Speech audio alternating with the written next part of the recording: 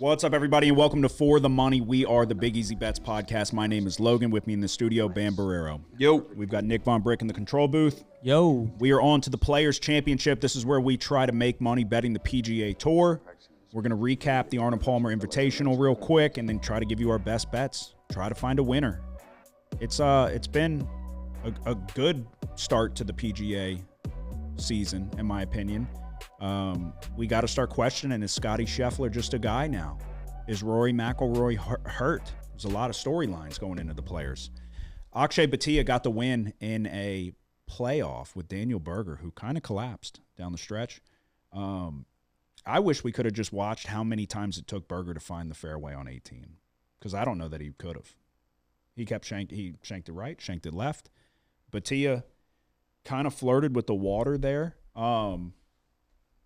before Berger railed a putt to force the playoff, but you got to kind of feel bad for Daniel Berger. It looked like he was going to be a wire-to-wire winner.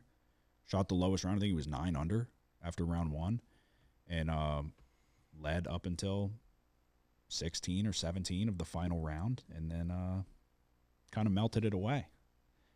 Yeah, that shot that Akshay hit was on, I think it was like 13 or so, when he stuck it like 2 feet from the pin. Was awesome.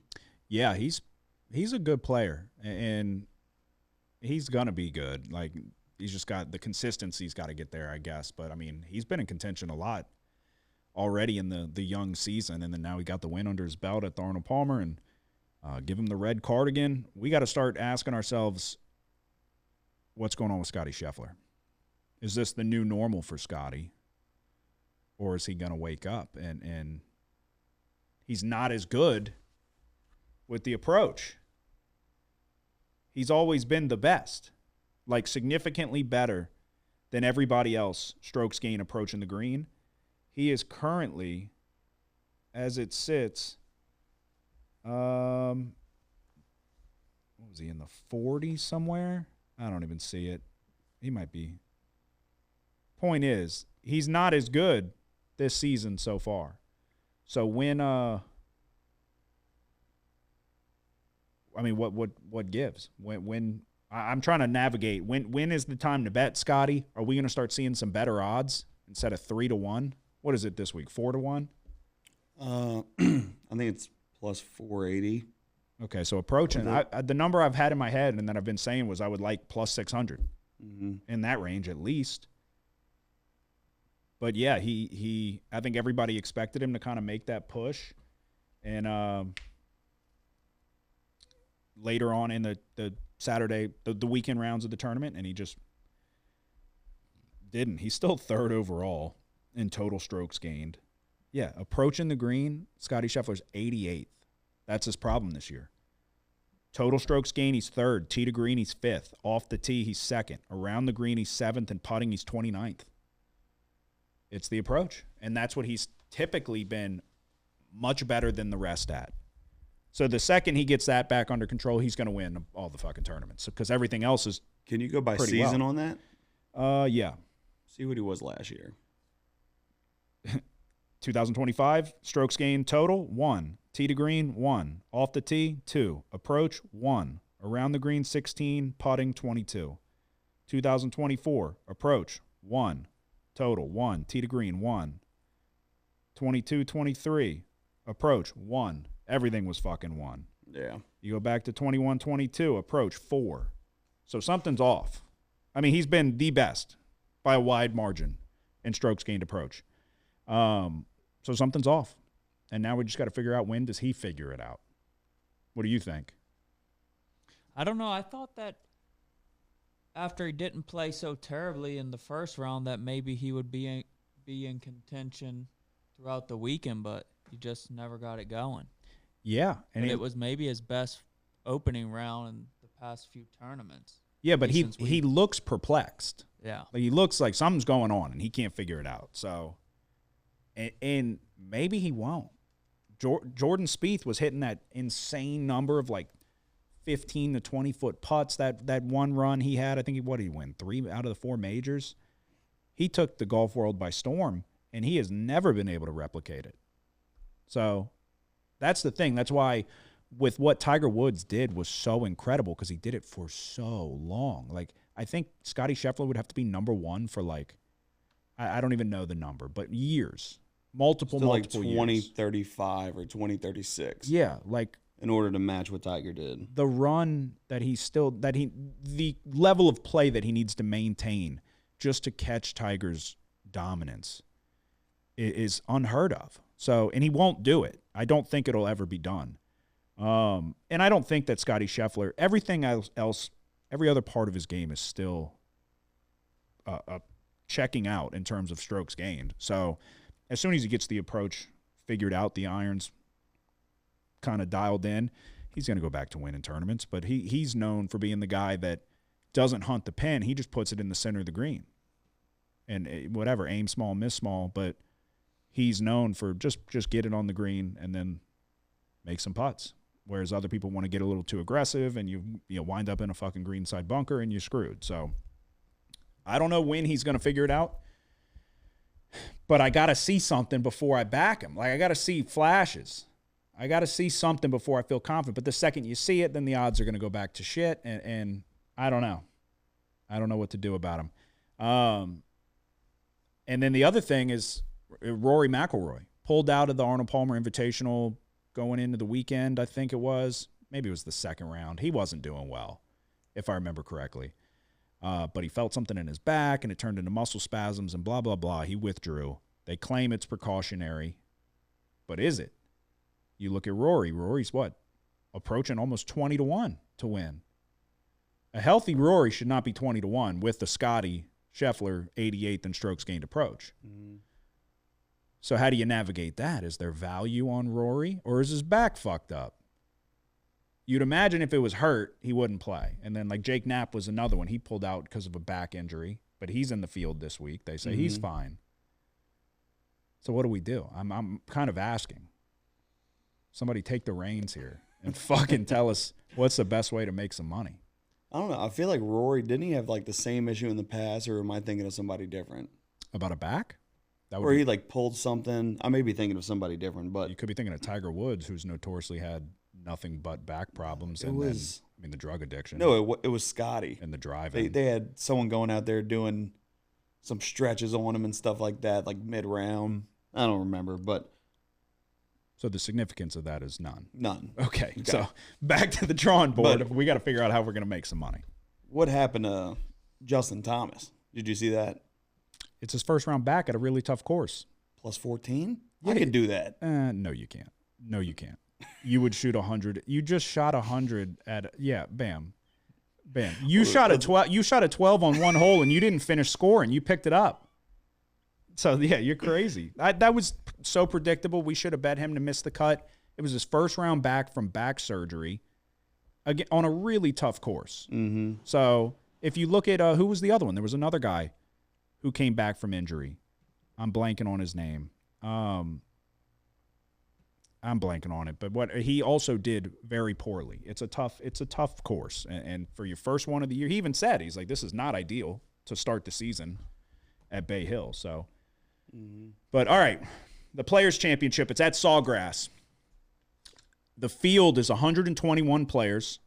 The cut is going to be top 65 plus ties. Yardage-wise, you're looking at 7,352. It's a par 72 course.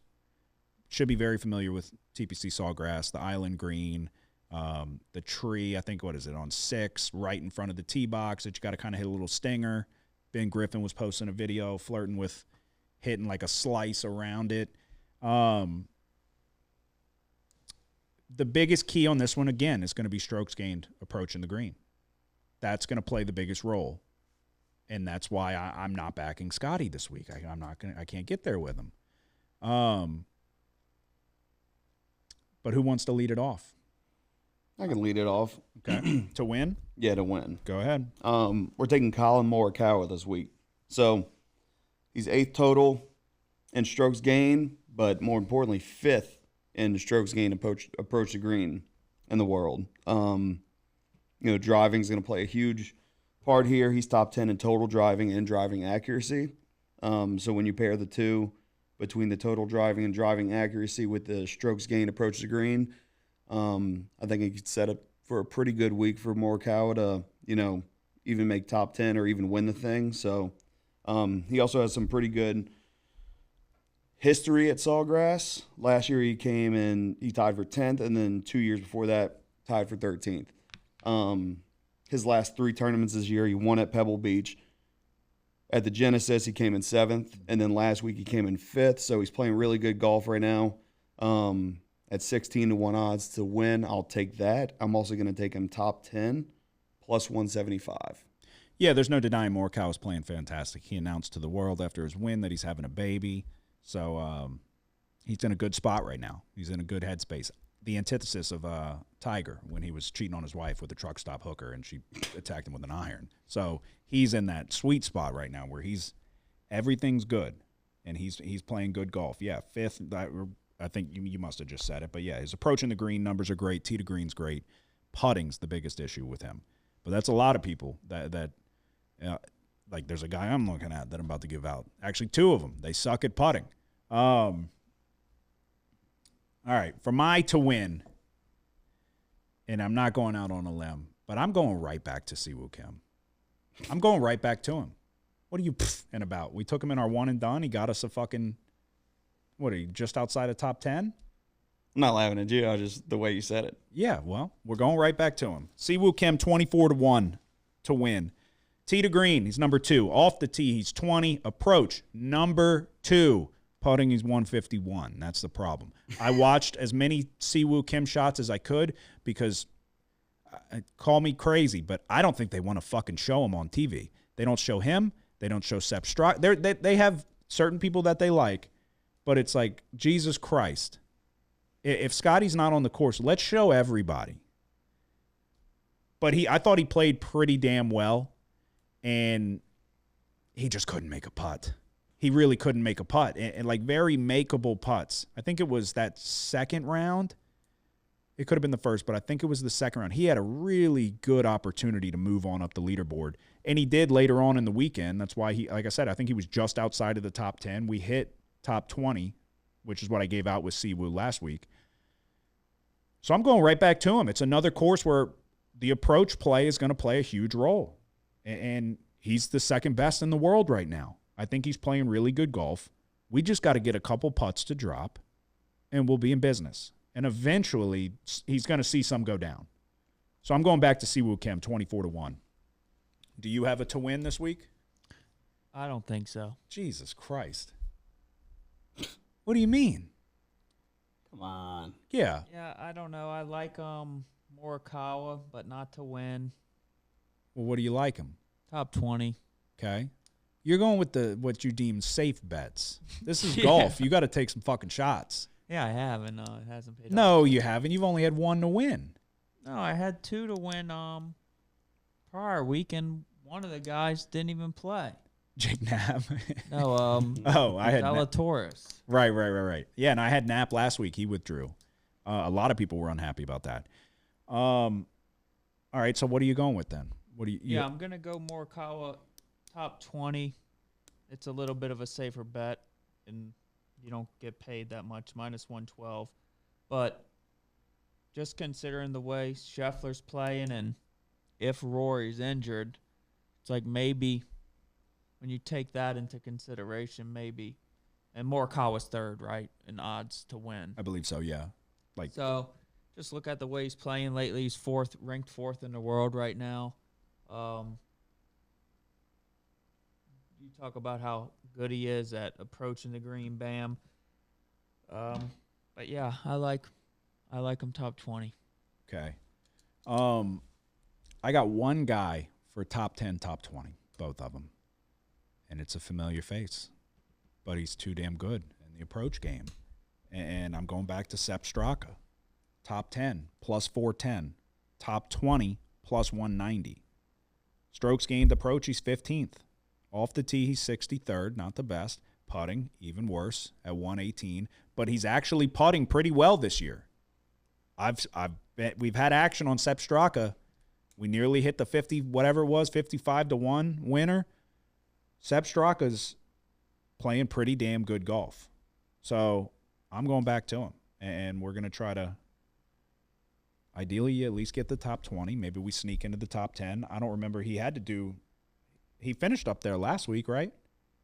Yeah, I think he was at least top 10. Yeah, he was in the mix. There was a whole group at like 17 under for a while there. And then Batia separated himself. But yeah, that's what I'm looking at. What do you have? Yeah, I have another top 20, top 10 bet there. It's kind of a stretch, but going with Max Grazerman. Been playing pretty good lately, last 3 weeks. Before we get into that, he's 45th in putting strokes gained, 14th in scrambling in the world, 29th in total putting in the world, top 20 in putts per round, 18th in birdie average. Last 3 weeks at Pebble, T37. No, it's not great, but and then the following week at the Genesis, T24, and then at the Arnold Palmer, T18. So he's kind of moving in the right direction, figuring out his game a little bit. I'll take him top 20 at 4-1. And then I'm also going to take him top 10 at 10-1. Okay. Alrighty. And that's all you have? Or are you going with anything else? I think that's all I'm going to give out. You gotta start taking some chances. You got to start taking some chances. All right. That is our best bets for the players. I said it last week. I'll say it again this week. It's goddamn March Madness, all right? It's March Madness. So figure it out. I'm still going to watch. I'm still going to – but it's March Madness, and it's conference championship week. So to recap, I'm taking Siwoo Kim 24-1 to win. Then we're going Sepp Straka, top 10 plus 410, top 20 plus 190. Okay. I'm going Morikawa to win at 16-1, also top 10 at plus 175. And then we're moving to Max Grazerman, top 20, 4-1, and top 10, 10-1. And you? And I'm going Colin Morikawa, top 20, minus 112. There you go. That is our best bets for the Players' Championship. Do you have anything to say before we go? Nope. Do you have anything to say before we go? Nope. Okay. We will be back next week to give you our best bets. Like I said, it's March Madness right now. It's getting the bulk of our attention. It doesn't mean we're not paying attention to this, but the point I'm making is once March Madness is in the books, we're not going to have shit else. This is all we're going to have. So we're going to be diving all the way in very, very soon. But go see Woo Kim, 24-1. He's going to win. Good luck.